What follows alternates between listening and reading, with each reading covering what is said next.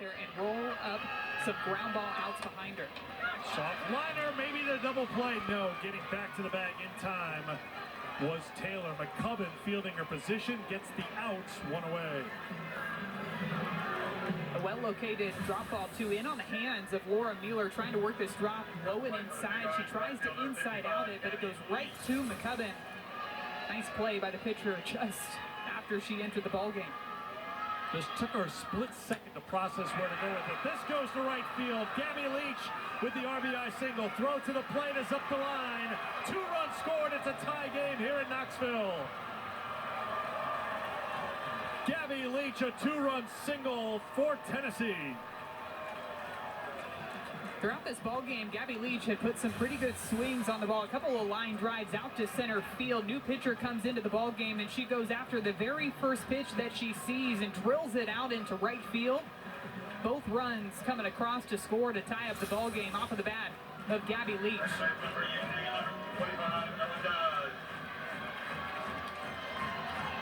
Here's Ella Dodge.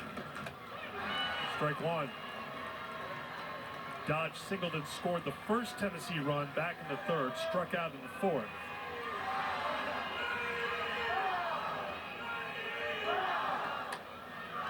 Bunted foul. It's 0-2. So Basinger's line is complete. There'll be a no decision for her here tonight. Responsible for the 2 runners that were on base when she left the game.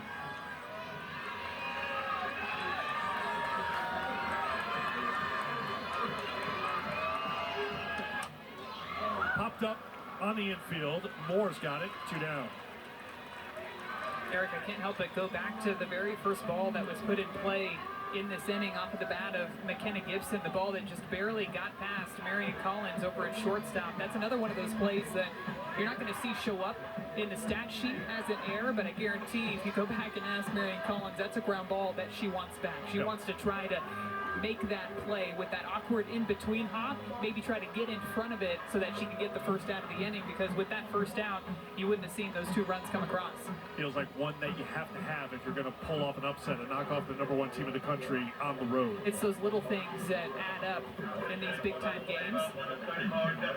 Pitch hitter here for Tennessee is Destiny Rodriguez will step in.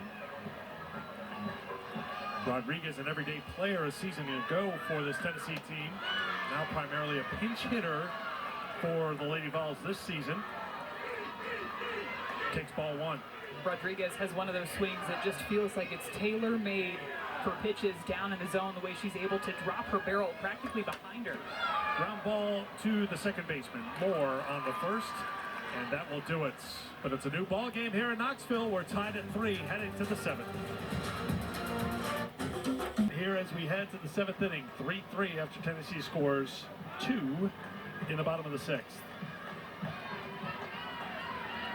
7-8-9 for Clemson against Carlin Pickens. Taylor Pipkins leading off. Takes ball 1. Pipkins singled and scored in the 5th, flied out to right in the 3rd.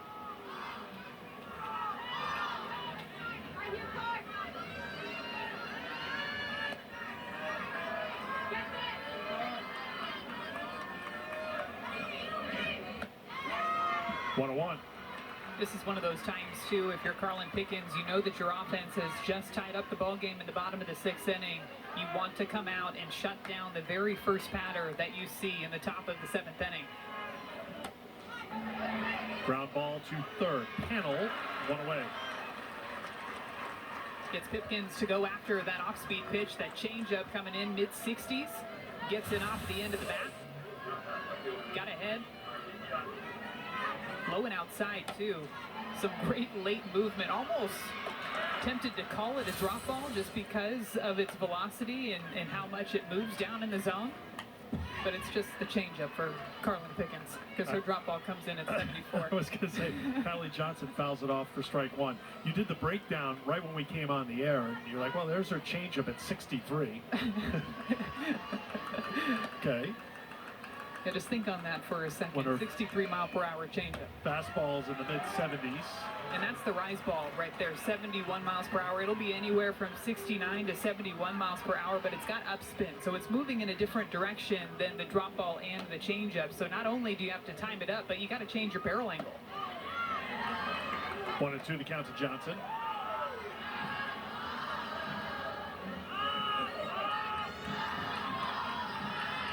Pickens was a first-team All-American last season. The SEC Pitcher of the Year, 22 wins. A 1.12 earned run average. Gets a strikeout here, 2 down.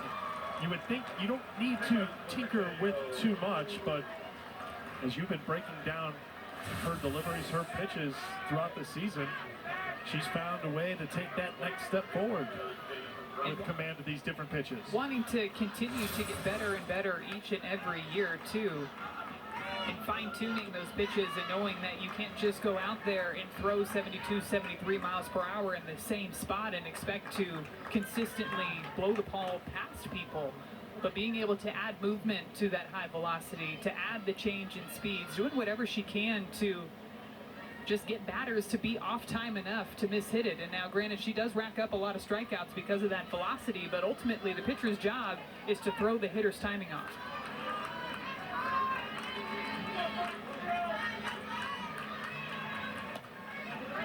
Ball 1 the count to Brockenbrough. 1-1. Now, Karen Weekly said that Tennessee, no question, wants to manage her innings, but they make a decision when and where to go for it. This feels like a go-for-it game right here. Brockenbrough with the pop-up. Shallow center field, center fielder's ball, and Fiedler calls off everyone and makes the catch. And it's back-to-back 1, 2, 3 innings for Carlin Pickens. The Tennessee defense doing whatever they can to make sure they secure this third out. Tie ball game as we head into the bottom of the 7th inning with the Lady Vols with a chance to walk it off. Right now, didn't feel that way a few minutes ago when they were down 3-1, but 2 runs in the 6th and a chance to win it here in the 7th. Karen Weekly's team, #1 in the country in the ESPN.com USA softball poll.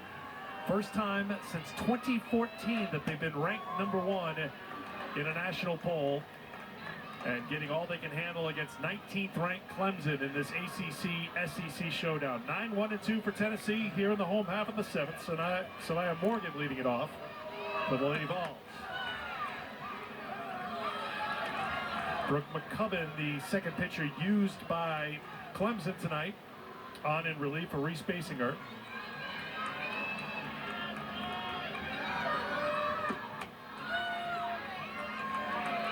2-1.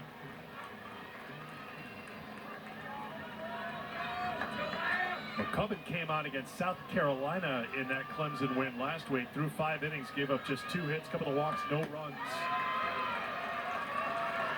He's got that heavy drop ball with late sharp movement down in the zone. It's just about fine-tuning that fine line between too high up in the zone and being too low to where it's missing for a ball. Slapped down to third, high throw, but gathered in by Noller on the throw by Brown. Morgan is retired, 1 down here in the 7th. NFL Draft starts Thursday night, 8 Eastern, 5 Pacific. We'll have every pick once again on ESPN, along with our expert analysts checking in. It's also available on the NFL Network, and ABC's coverage takes a look at the prospect's journey to the draft. All 3 days are also live on ESPN Deportes, ESPN Radio, and also the ESPN app. Top of the order, it's Kinsey Fiedler. There was a scoring change. Fiedler was credited with a double and took third on a throwing error in the 5th inning. Originally scored a triple, so the change made. That's the right call. So she's 1 for 3 tonight. 2-0 the count to Fiedler.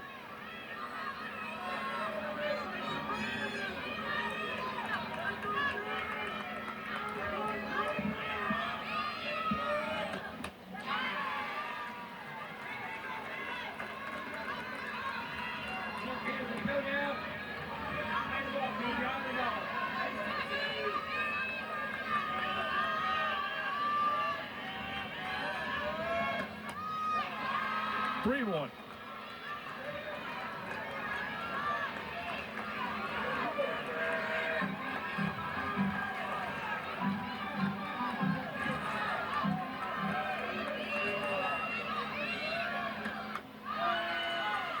Full count to Fiedler.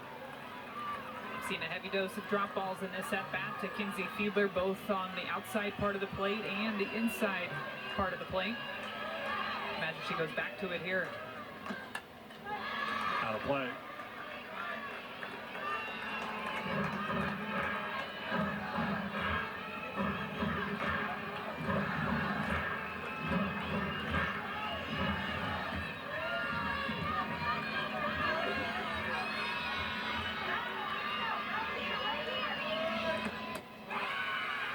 Off the plate for ball 4, and the winning run is aboard here in the 7th for the Lady Vols. A really close take on that drop ball away. We've seen that pitch outside to right-handed batters called throughout today's ball game, but doesn't get the call there on that drop away.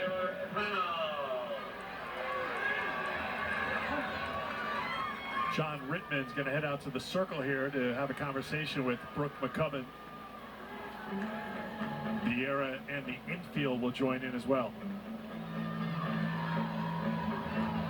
And I'd say a lot of this has to do with the part of the order that is coming up for Tennessee. You've got to face Panel and Gibson back-to-back. Not to mention Sophia Nugent, too, who hit a double in her last at-bat. The heart of this Tennessee order, the run-producing part of this Tennessee order, and now they've got a runner over at first base. Well, Taylor Panel in Game 1 of the Auburn series hit a walk-off homer. She was 5 for 8 in the series. 4 runs, 4 walks, was intentionally walked a couple of times. She has been a very tough out all season for Tennessee. Hitting at .446, and takes strike 1. Enter the game with an OPS of 14-12.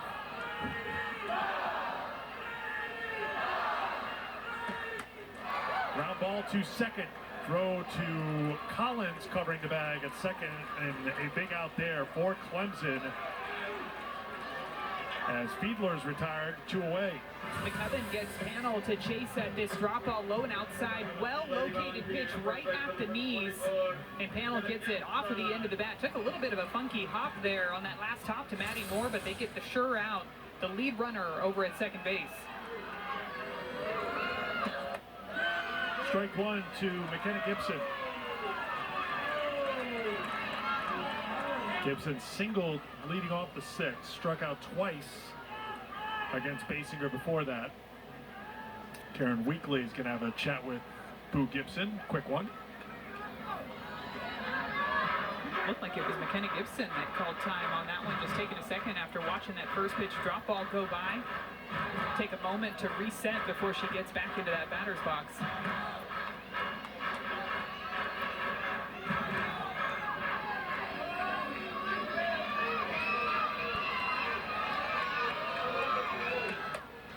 Ground ball, knocked down by the second baseman. Nice play by Moore, the flip to Collins. And we'll play extra innings here in Knoxville. We're earning